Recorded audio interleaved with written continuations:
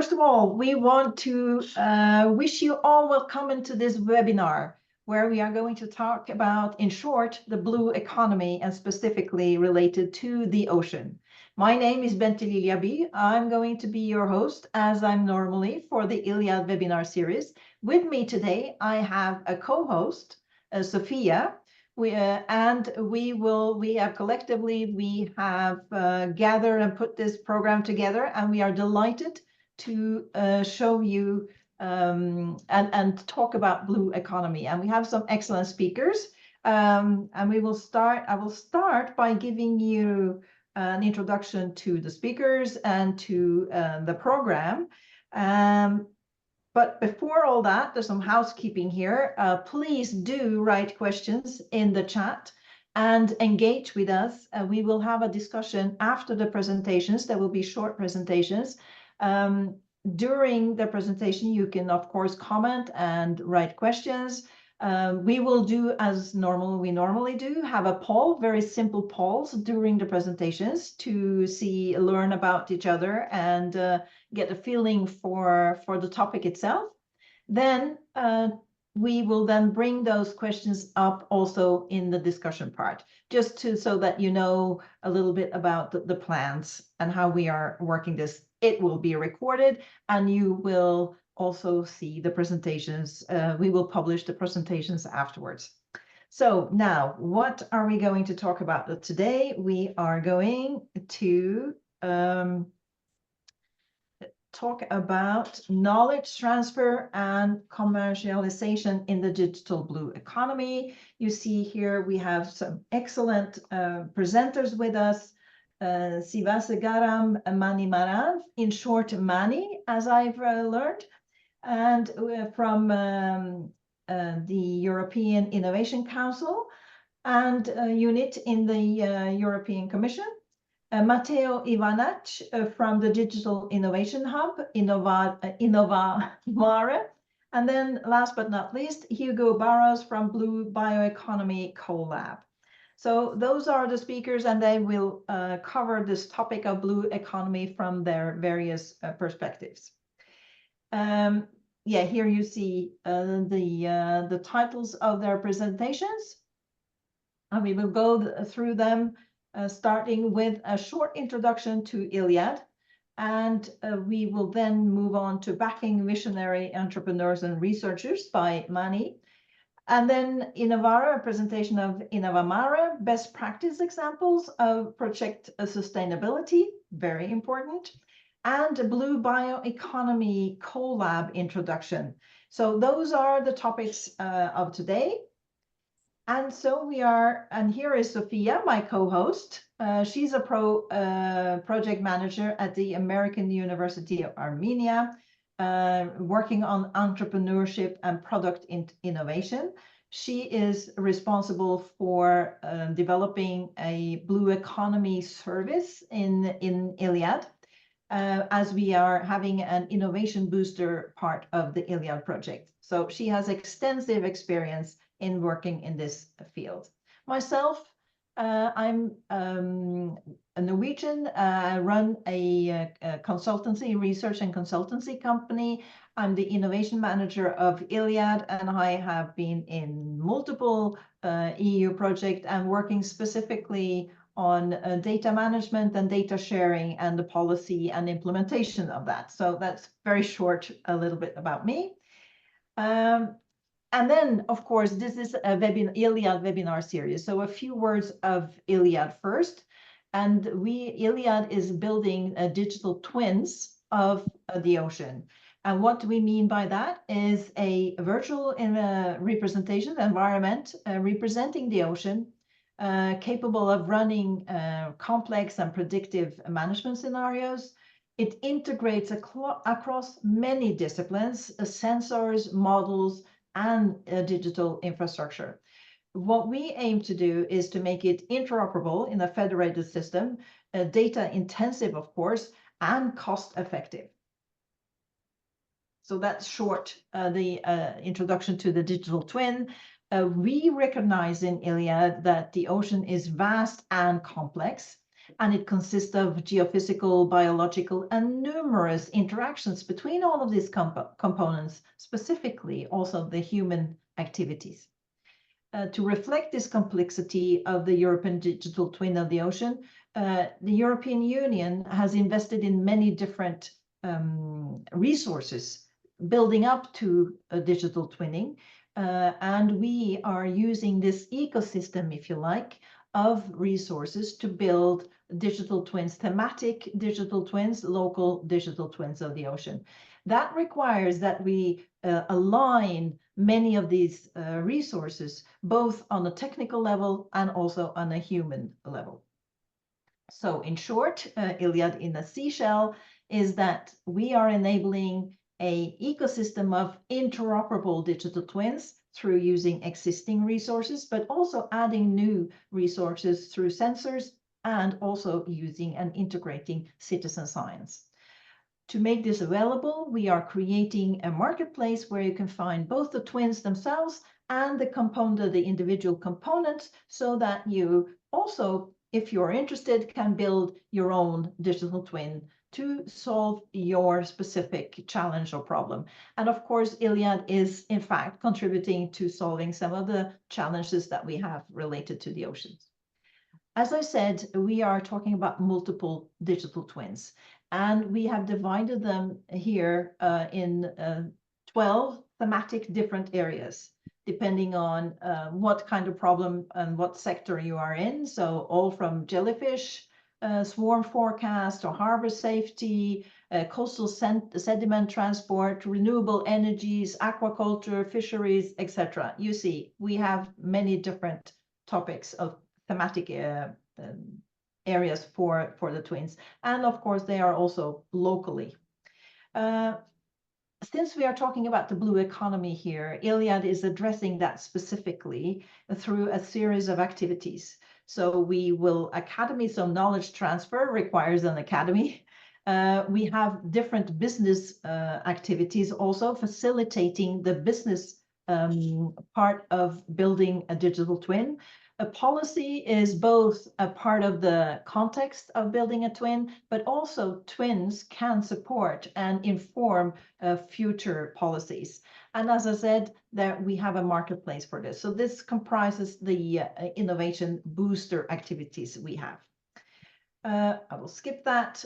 This is just a short summary. It's of the Iliad project. Is a Green Deal project, Horizon 2020. We are 54 partners now and a number of subcontractors, and the total budget is around 19 million euros. So it's a substantial investment. With that, we can start to hear from our speakers. And the first one is Sivasegaram Manimaaran. Mani, welcome.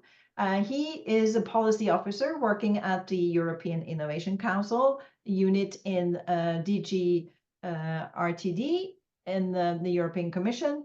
And he has been working on these topics in several other contexts, global strategy at Innovate UK, and UK Innovation Agency, and has a number of science and innovation policy roles. So he is an experienced expert in the field that we are talking about. So Mani, I give you the floor.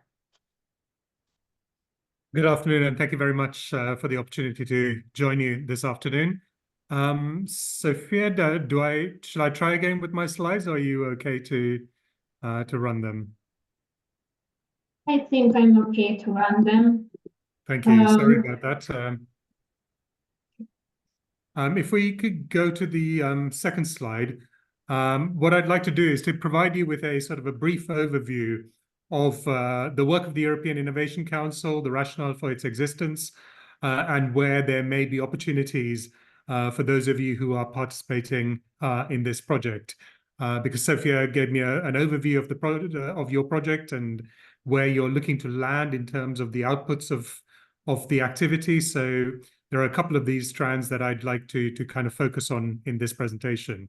But before I get into that, just by way of context, the EIC is one of the sort of the flagship initiatives of the current Horizon Europe program, and it was established for kind of to address kind of two failures as they are viewed in terms of Europe's ability to capitalize on its sort of leading research. So the first one is its ability to kind of turn research into innovation.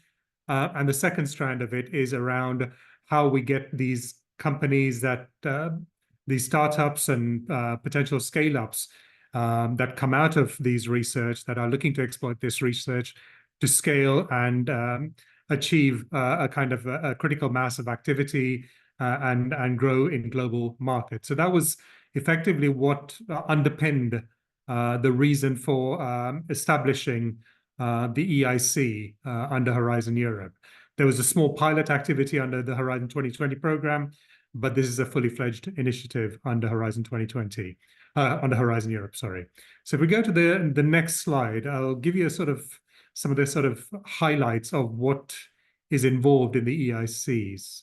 So we've got a budget of about 10 billion euros over the 7-year period of Horizon Europe. So it's a little bit front-loaded because we got a top-up through the Next Generation EU program, which meant that the first 3 years had a sort of a disproportionate share of the funding.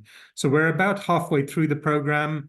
We're about sort of a little bit over halfway through in terms of the amount of monies that we've committed through the program, but there's still a substantial opportunity. So in terms of the sort of the defining characteristics, one of the features is the fact that it kind of goes end to end in terms of the innovation process. So it starts with supporting very early stage breakthrough innovation. So the idea here is to try and identify breakthrough technologies and build a critical mass of activity in these areas. So this is a very low TRL kind of activity. Then there is a translational strand, and then there is a strand focused on scaling up startups. So it covers the entire sort of TRL spectrum from early stage research to challenge to late stage commercialization and scaling up. The other strand of it is the fact that we have a mix of sort of top-down policy-driven or opportunity-driven initiatives under the EIC. So these are what we call challenge-led competitions. But we also have a substantive open program. So this is about basically recognizing the fact that policymakers don't always know what the next big thing is, and we want to leave room for the innovators to come forward with their breakthrough ideas, whatever stage of development they're at. So more than half the funding under the EIC goes through a very open set of calls. So we're technology agnostic, application agnostic, sector agnostic, etc. But very much focused on deep technology. So there's very much about focusing on breakthrough innovations that build on early stage research that has a huge potential for developing the next generation of innovations. One of the sort of unique aspects of the EIC is the fact that we mix both traditional grant funding with investment in companies. So this is very, very different. So we directly invest in companies. We don't investing through other people. We're not investing through private investors, etc. We are investing directly in companies, and that makes it a very different dynamic to the one you see in traditional programs. So we have a mix of grant and investment, particularly at the later stage of activity. And then the final sort of distinguishing feature is the fact that particularly for the challenge-led activity that we run, we have brought in a number of domain experts to help identify these emerging areas and then oversee and sort of help develop a portfolio of activity in some of these key areas. So these are in areas like in biotech, in energy generation, in digital technologies like quantum and semiconductors. In all of these areas, we have brought in these domain experts in the form of program managers to help us with this program. If we could go to the next slide, please, Sophia. I I think this one is a very simple kind of illustration of this kind of journey. I know it looks, well, it's not linear, but it's not meant to in any way be linear, where we expect all companies or all applicants to follow this path. Because just to put this in context, the Horizon Europe budget is about, or EU supported activity for R&I is about 10% of all the funding that is in place across Europe. So we're a very small sort of drop in the ocean in terms of support for R&I, and ideas can come in through a number of streams. But as I said, the three key strands of activity are the EIC Pathfinder, which supports very early stage research, often taken forward in consortia, then EIC Transition and EIC Accelerator, which are the two bits that I will focus on in the presentation, in the slides that are to come ahead. So if we go to the next slide, just to give you a sense of where we are and the kind of impacts to date. The current program sort of builds on a bit of a history of support under the Horizon 2020 program. So all of the data that you see here is a mix of what's happened since 2014, but also some of what we have done since the beginning of Horizon Europe, so in the last kind of 3 years. So if we look at it from a kind of the critical technologies and some of the areas that the EU is very, very focused on strengthening its capabilities in, you can see we've got quite a substantial amount of investment in areas like quantum technologies, in semiconductors, in biotech, advanced materials, etc. So we've got, and these are sort of figures in terms of the amount of money that we've put in across the TRL levels into these areas under Horizon Europe, so in the last 3 years. But the other sort of interesting part of what we've done is links to this investment strand of the EIC's activities. So what we're trying to do is we recognize the shortfall in investment and VC investment in deep technologies in Europe. And what we're doing is crowding in private investment into the companies that we are supporting through the EIC. So from a historical perspective, we've managed to attract over sort of 12 billion euros of investment into the companies that we've funded, which means that we've got a sort of an overall portfolio valuation of over 70 billion euros of the companies that we've funded. And about 150 of these companies have achieved sort of central or higher valuation. So central valuation is a company that is valued at 100 million euros or more. The investments that we are making are also starting to crowd in other private investments. So since the beginning of Horizon Europe, we've made over, I think we're now at over 115 investments in individual companies. We've worked with over 218 unique co-investors, and we've deployed well over 1 billion euros of capital into these companies collectively. So that's quite a substantial amount of investment into deep technologies in Europe. And that is in many ways making us recognized as the biggest deep tech investor here in Europe. And a lot of our investments are kind of at a Series A, Series B kind of level. So we're getting investment rounds of around about 10, 15 million, but as you can imagine, it sort of varies quite a lot. The biggest round we've had are in areas like quantum and semiconductors, where we've managed to catalyze funding rounds of over 100 million in a couple of cases.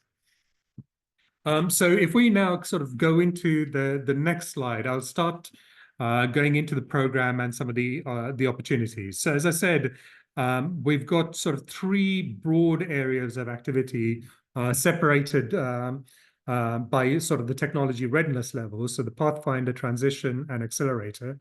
We're halfway through the year, so some of these calls have already closed. But there are a bunch of challenge-led calls with a deadline of September under the Pathfinder. I don't think there's anything that is particularly relevant for this community. But this is also not the strand that is perhaps most relevant to you, given the sort of the TRLs at which you're likely to land, according to Sophia. So If we look at the transition, there's a call deadline with just under 100 million euros of funding in September. And then there is an accelerator competition, which will close in October, which has both the open strand and a challenge-led strand. And there may be, I mean, again, the virtual worlds one is probably not quite in the sort of digital twin spaces, because it's much more focused on supporting Industry 5.0, so very much around the manufacturing space. But there's plenty of opportunities, as I said, under the open strand. And these kind of calls of this magnitude are ones that you can expect in the years ahead. So there will be 3 more work programs ahead of us in 25 through to 27. Obviously, the themes for the challenges will vary, but the open strand under the Pathfinder transition and accelerator will very much be open to all of you, irrespective of your focus in terms of your next stage of activity. So if we could go to the next strand of EIC transition. Now, while the EIC Pathfinder and Accelerator are to some extent open to all comers, the EIC transition scheme is very focused, and it somewhat sort of filters out who can apply to it. So it's very much about commercializing research that has been funded through EU programs until now. And to date, what that means is that the entry point for you will either be as a previous participant in the Pathfinder or the Future Emerging Technologies program, as a previous participant in ERC proof of concept activities, and very specific initiatives under Pillar 2 of Horizon 2020, Pillars 2 and 3, sorry, of Horizon 2020, or Pillar 2 of Horizon Europe. Now, the starting point for the projects needs to be around about TRL 3 or 4, and we expect the projects to land at TRL 6 at the end of the projects. But as it notes in the slide, in the middle slide, it is very much about supporting research and innovation actions under Horizon 2020 or Horizon Europe, not the innovation actions. And this is primarily because the sort of the end point of innovation actions tends to be a much higher TRL level than that you would have under research and innovation action. And ERANETs are also excluded, partly because we cannot identify those who have participated in ERANET projects until now. But I don't think you are ERANET, so that's not that's less of an issue in your case. So if we can go to the next slide, please, Sophia. So as I said, this is very much about turning a good technology and potential breakthrough technology ideas into potentially high impact innovations and get to sort of a TRL level of 5 or 6. These could be projects that are either taken forward in collaboration or taken forward by a single beneficiary, such as an SME. It's very much about thinking about taking an idea and having a clear sort of market proposition, developing a business plan. And there needs to be a very clear sort of view on how you see yourself exploiting the technology and how you see yourself taking this technology to the market. So it's very much about translating the research, having a clear focus on where you want to take that research or where you want to apply that research, and developing the business plan so that you can take the next steps to commercializing this technology.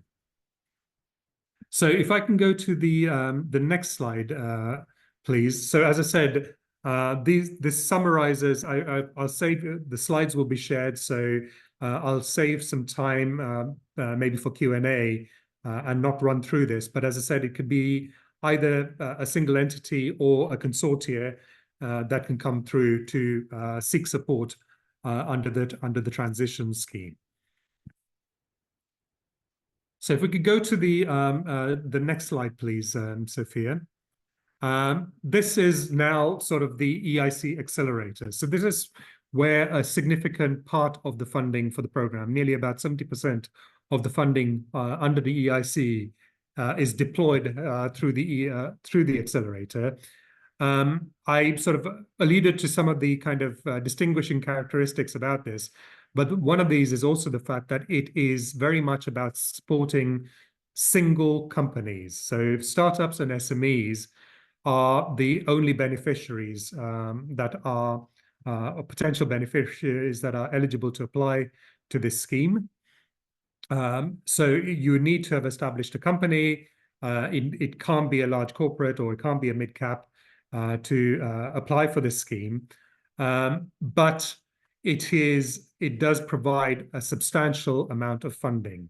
So you can get undiluted grant. So this is the traditional grant funding of up to 2.5 million euros to undertake your research and take your research idea from sort of TRL level 6 and complete all the R&D activities you need to do. But then you can get an equity component, which can go up to 15 million at the moment. In the future, that may come down a little bit, but essentially you can get up to 15 million of equity.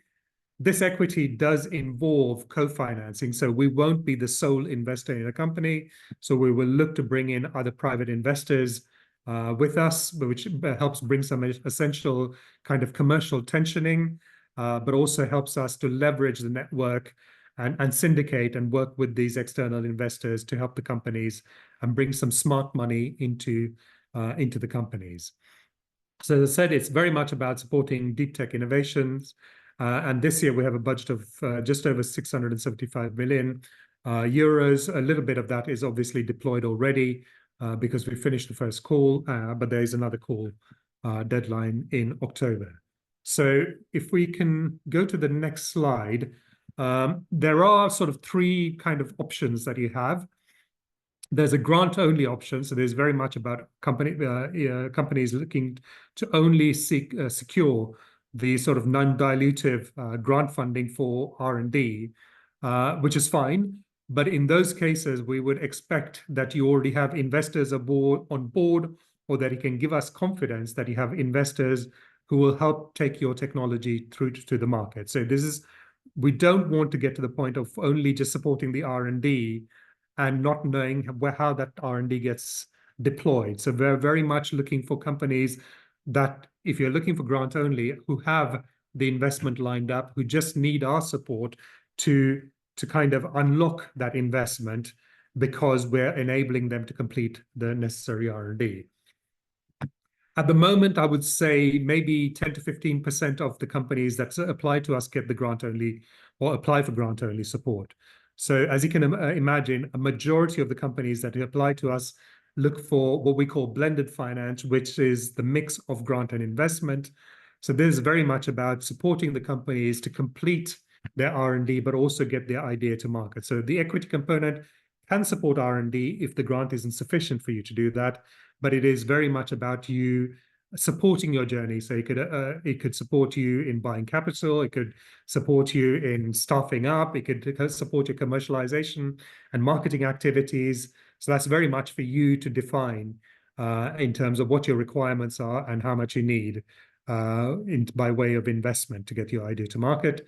And then a subset of companies can apply for investment, but this is very much restricted to those who've previously benefited from grant support and need a follow-on financing or who've received grant and now need investment. So if we go to the next slide, I won't dwell on this too long because this summarizes some of the challenge-led calls that we have at the moment under the accelerator. And if we go to the next slide, this just summarizes the kind of the 3 steps of the application process that you have for the accelerator. So essentially, the first step is very much a low cost sort of filtration process to know whether you're in the right landing zone in the accelerator. All the steps are very much looking at projects through the lens of excellence, impact, and implementation, the level of risk and how you're mitigating that. But as you can imagine, we go through these criteria to different levels of depth throughout the evaluation process. So the first step is very much a low kind of cost approach with low levels of investment required on your part to get a proposal together and get an initial screening. And then you have to develop a full proposal. And if your full proposal is successful, then you will be invited to interview and assessment particularly through the sort of the investment lens of how you get your ideas to market. And I think I've got a couple more slides, which I'll go through very, very quickly. If you are getting investment, we have a very thorough due diligence process. So you'll get your grant unlocked, and then we will go through a due diligence process to help assess your readiness to access the investment component of your proposal.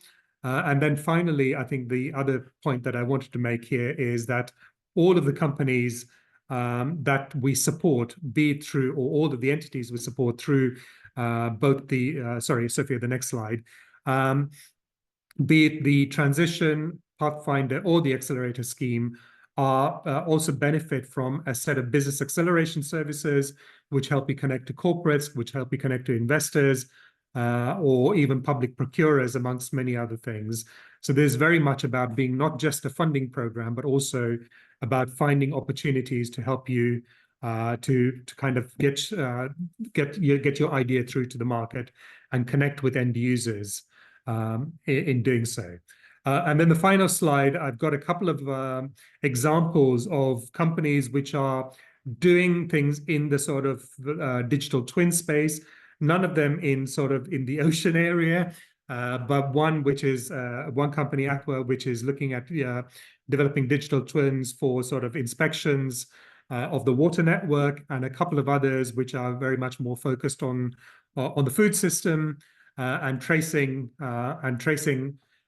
food and or forestry systems to help with their management and using digital twins for that purpose. So hopefully that gives you a reasonable overview of the opportunities and the kind of the nature of support under the EIC. So thank you again for the opportunity. Thank you very much, Mani. There's a lot of money in the system, obviously, but I made the same observation as when I was attending this UN the Ocean Data Conference, and they presented the investment in the SDGs, so the Sustainable Development Goals, and the investment in anything to do with the ocean is like dramatically smaller than the rest.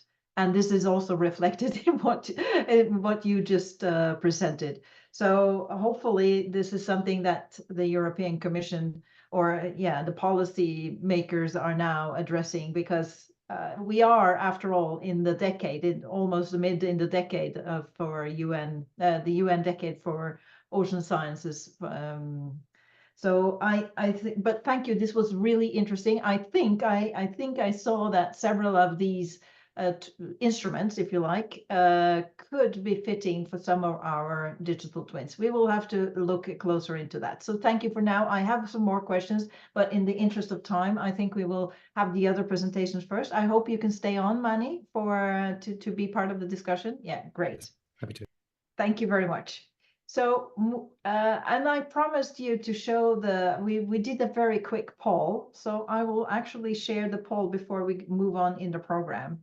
So you see here a very informal questions. Are you familiar with the European Innovation Council? And as you see, Mani, you got a new audience here. There were several here. 58% of us have not heard of it even, and 33 has heard about it, but needed more information. So you enlightened a new set of audience today. So thank you for participating, and we will have more polls, 2 more polls for the next speakers. Let me see now. So moving on in the program, I will share my screen, and we will meet Mateo Ivanac. Apologies for not pronouncing your name correctly, Mateo.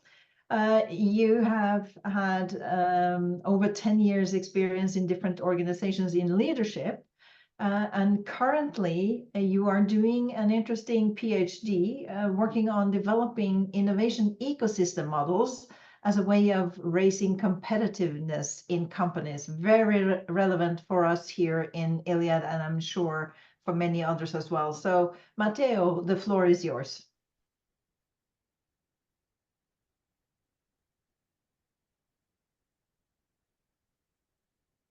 Are we having Mateo with us?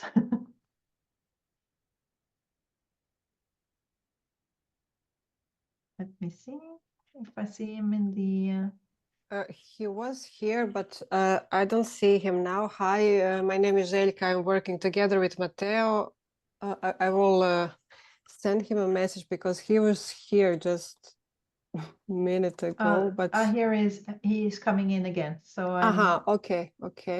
I just yeah, because I saw the his screens. Yeah, freeze. So maybe. So Mateo, there you are, Mateo. I just introduced you. And I gave you the floor. So unmute yourself. Can you unmute yourself?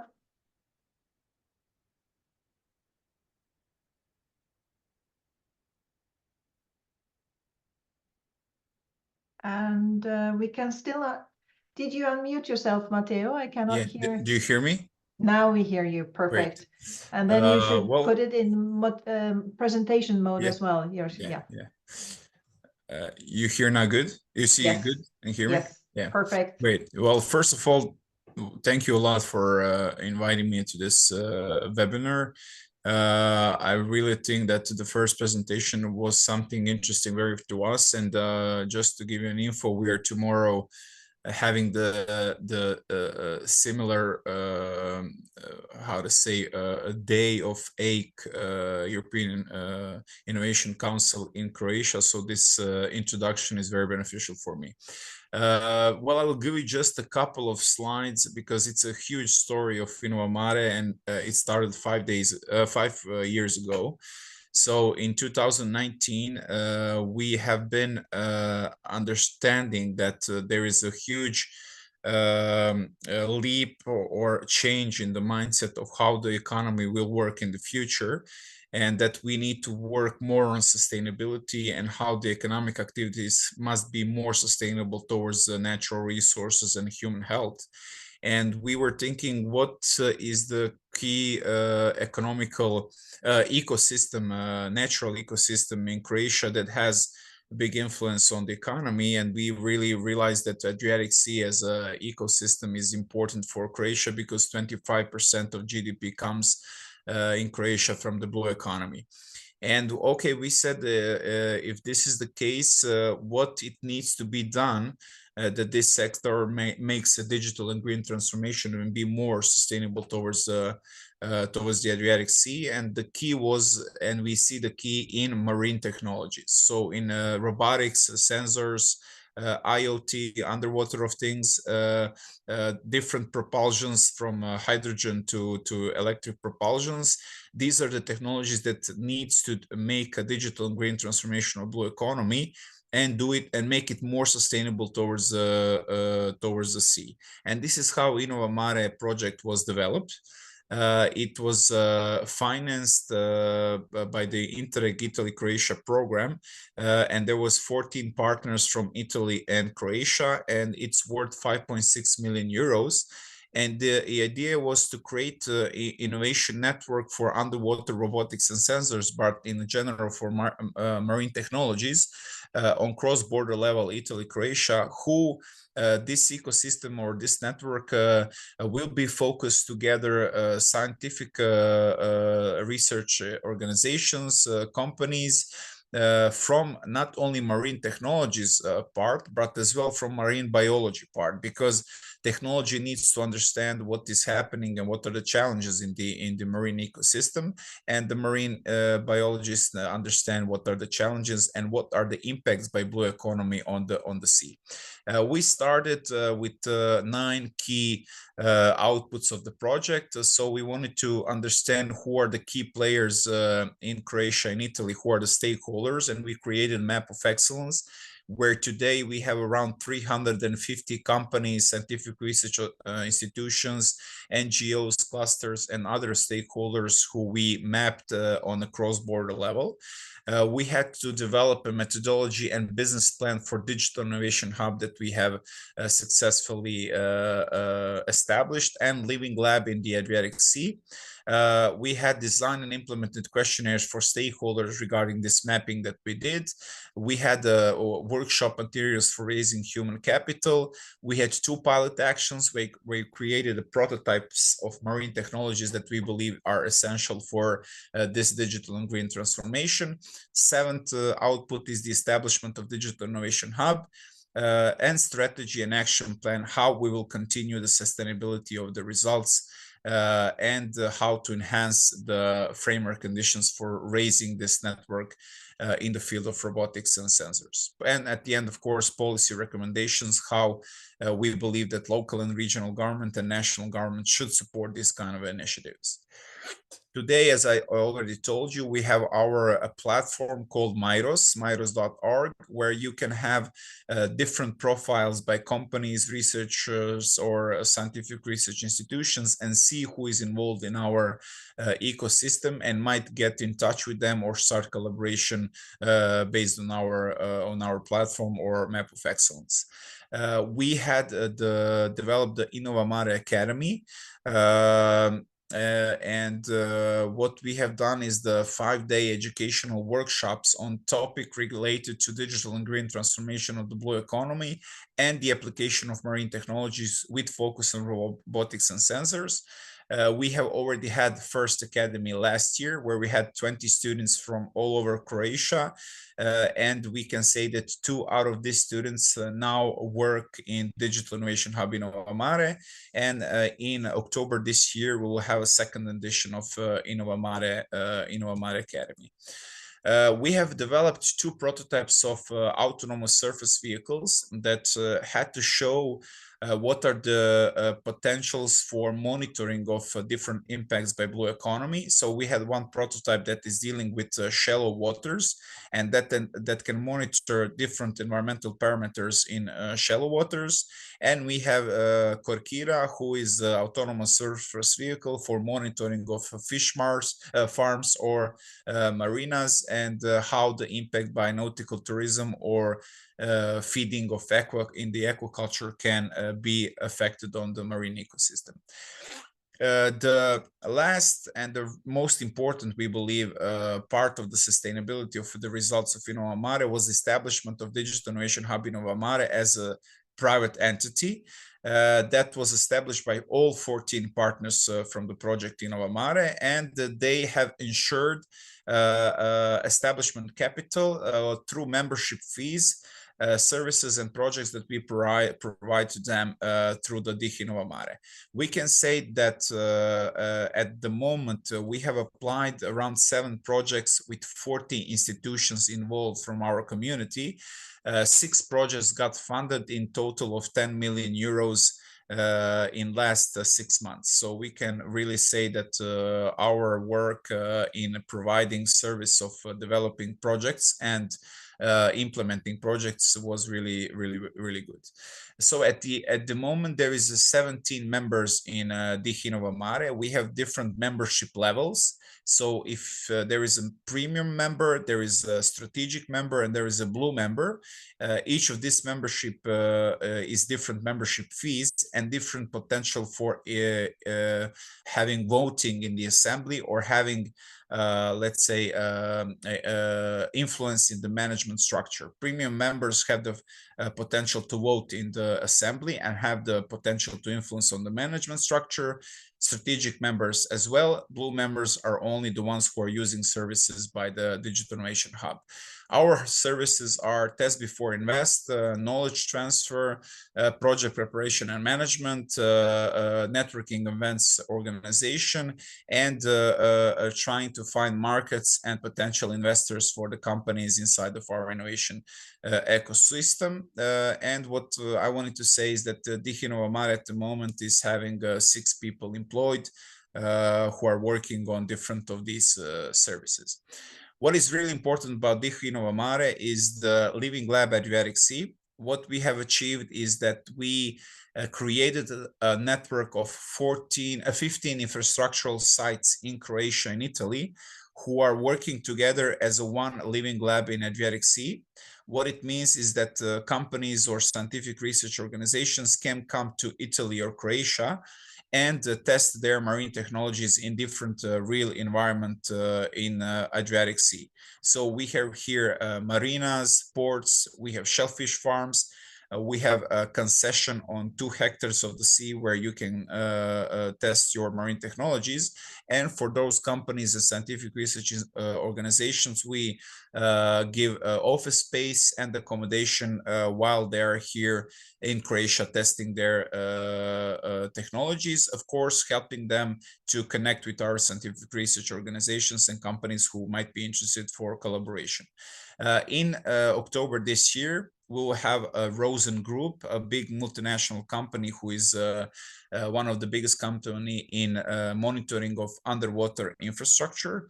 They have developed their newest prototype of underwater drone, and they will be in Šibenik in Croatia for 2 weeks and test on different underwater infrastructure their prototype of underwater drone. So this service we provided in a way that we contacted all the infrastructure owners, got the licensed or their approval that they can do this testing, and got the permission by all the authorities, local and regional government, and all this combined in one service by Digital Innovation Hub. At the end, the most important thing is happened in May this year. We have been declared as a blue champion of the European Union. So European Commission and European Investment Bank had the call for different companies, projects, and initiatives. And we have applied with our project and our Digital Innovation Hub and got elected among 20 blue champions in Europe. And the very important thing is that 19 of these champions are companies.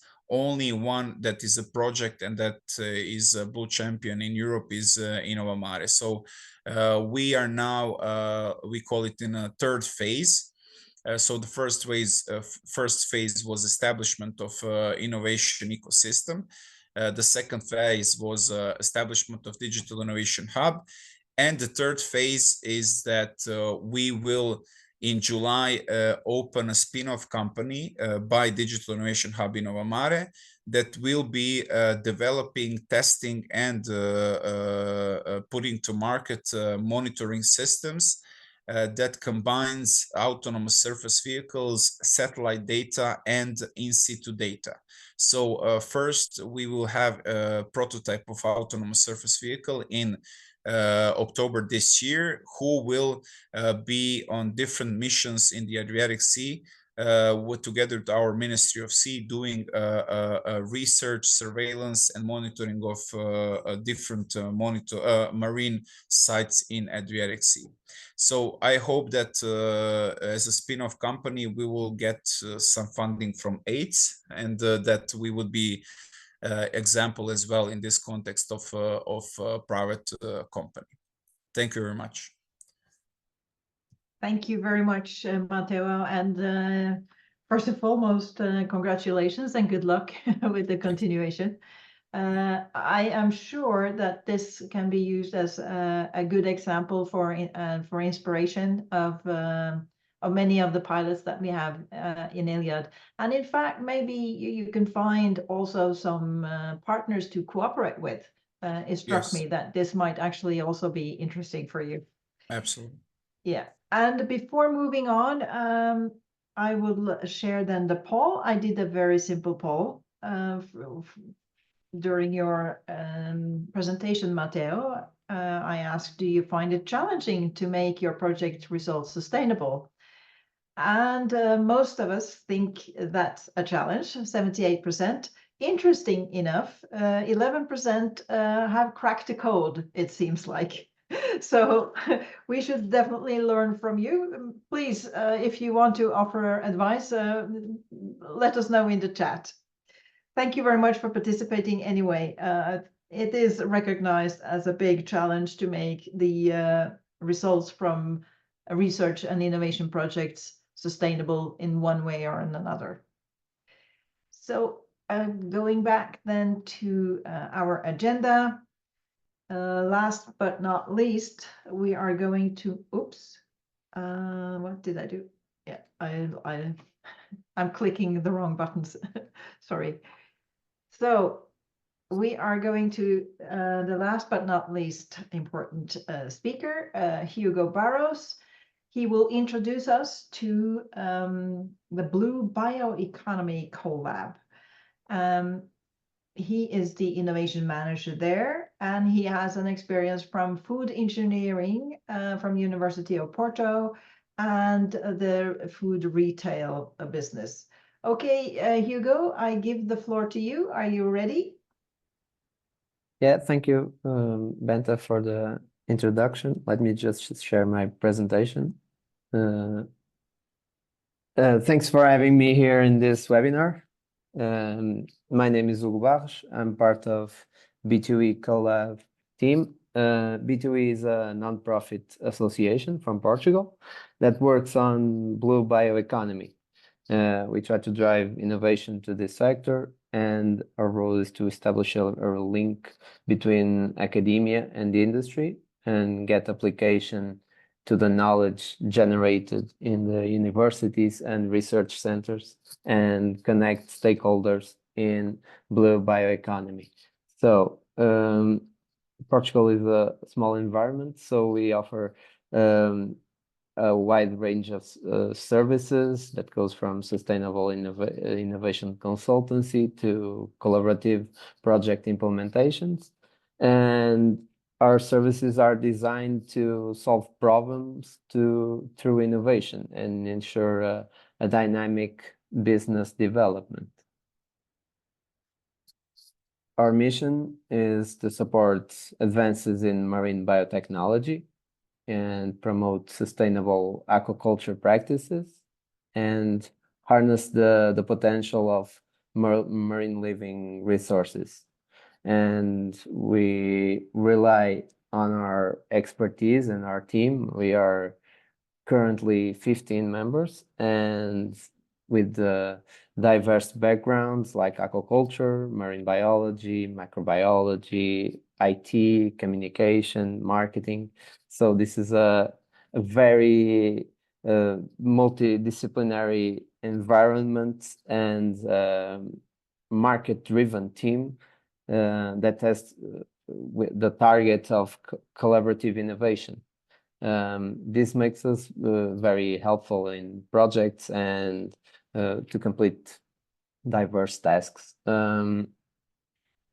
This is our services that are designed, like I said, to support business to innovate. We deliver state-of-the-art studies, market trends.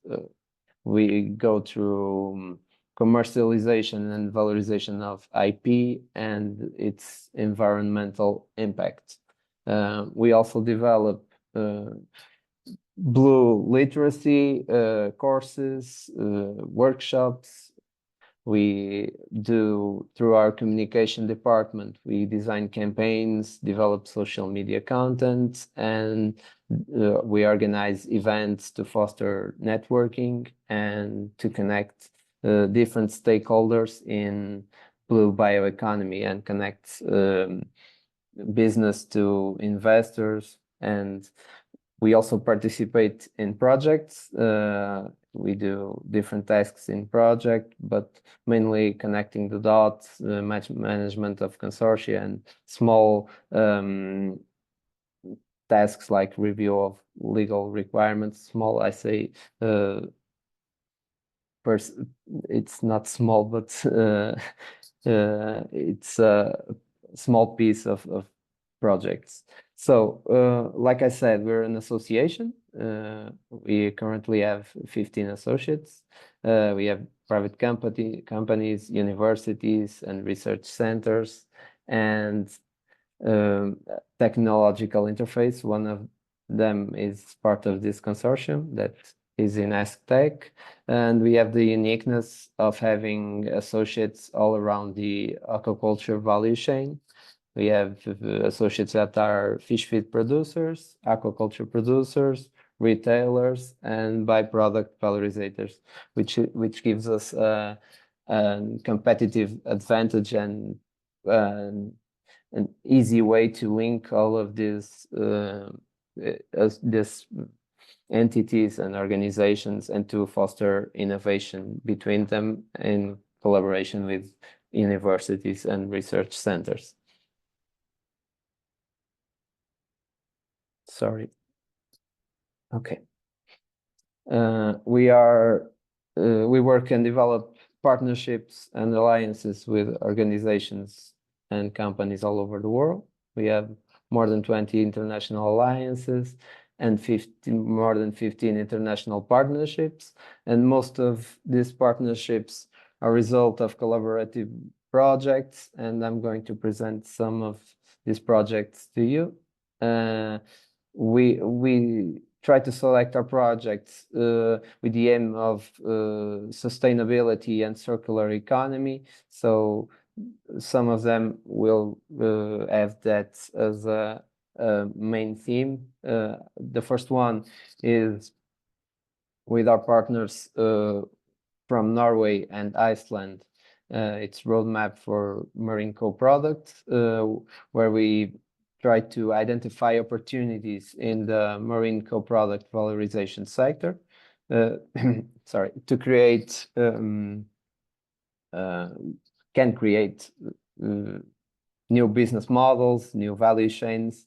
We organize events and visited the Norwegian and Iceland industry, the fish industry, to share the exchange knowledge with them, and there we organize a visit in our canning industry and fishing industry in Portugal, and we organized the networking events to this project. It was a really insightful project.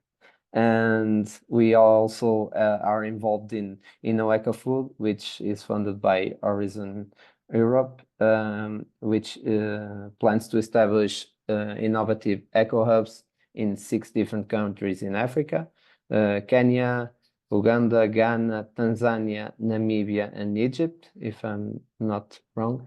These eco hubs will produce aquaculture fish, catfish and tilapia, and algae as well, I think spirulina, as well as insects. So in this project, our role is to create educational content, training content for local workers and for training teams in themes like aquaculture production or insect production.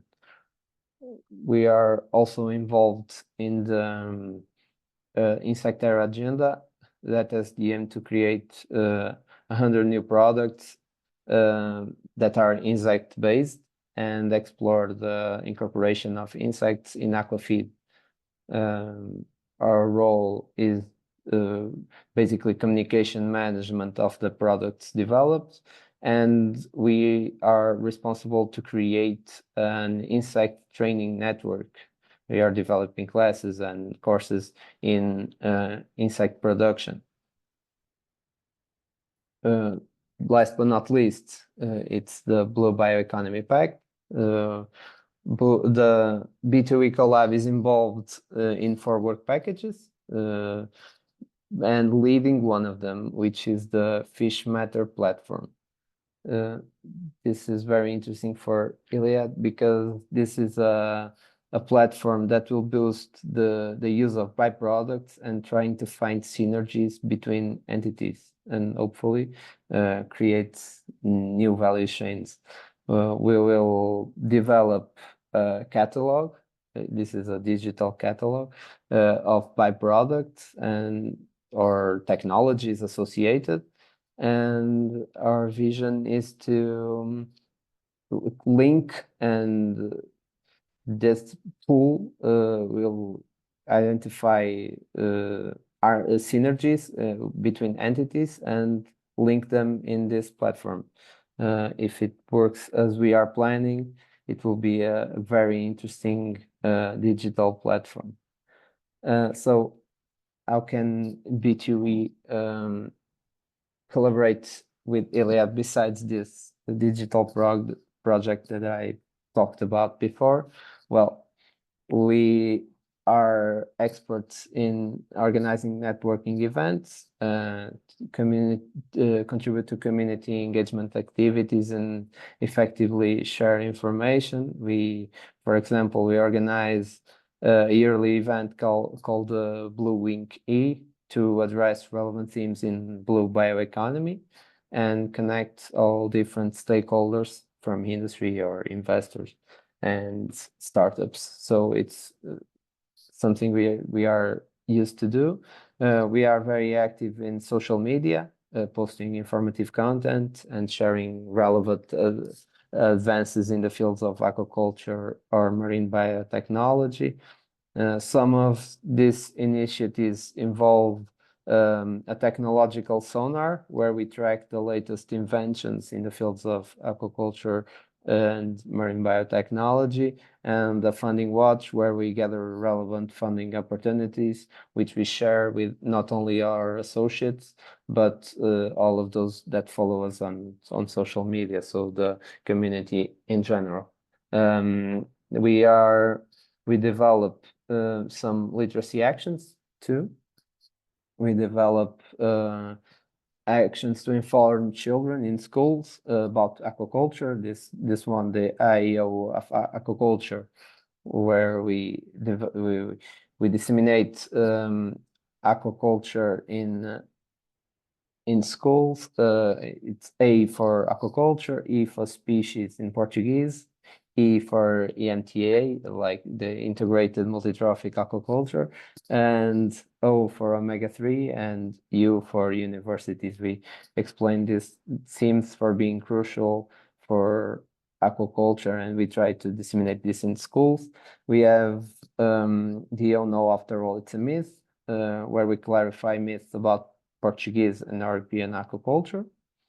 Like aquaculture fish being less fresh and having less omega-3 than wild fish, or aquaculture fish does not taste the same or as well as wild fish. And we demystify this and back up this with studies carried out by us with blind tastes and results being 50-50, showing that the preference in terms of taste was random. And the 10 Commandments of Seafood, it's an action to help consumers choose the freshest, healthiest, and most sustainable seafood. So these are available in our website and YouTube channel, so you can get to know them a little bit more. And last but not least, in terms of policy making, we are actively involved with many organizations dedicated to advance the blue bioeconomy sector. We are board of ambassadors of EU Aquaculture Assistance Mechanism, where we develop strategic guidelines for a more sustainable EU aquaculture. We are in regional level. We are involved in the platform for intelligence specialization, where we focus on promoting a sustainable use of marine resources. And as members of the Advisory Council in the areas of innovation, environment, and the economy, we shape policies to drive local innovation and sustainable development. We also play a role as a mirror platform for Portugal of EATIP, the European Aquaculture Technology and Innovation Platform, where we create innovation strategies and guidelines for the EU framework programs. We are collaborating with Chamonix Center to develop policy frameworks to small-scale fisheries in the Mediterranean, and we are part of the monitoring committee for the creation of an international center for blue biotechnology. These are some of the this is some of the work that Blue Bioeconomy CoLAB is doing right now. Thank you for having me here in this webinar, and I hope you liked the presentation. Thank you. Thank you very much. Congratulations to you too for a lot of impressive work. And indeed, you pointed to some potential collaborations between you and Iliad. And I noticed that Inestec from Portugal is among your collaborators, Yes. and which is a partner, of course, here in Iliad. So thank you very much, Hugo, for that presentation.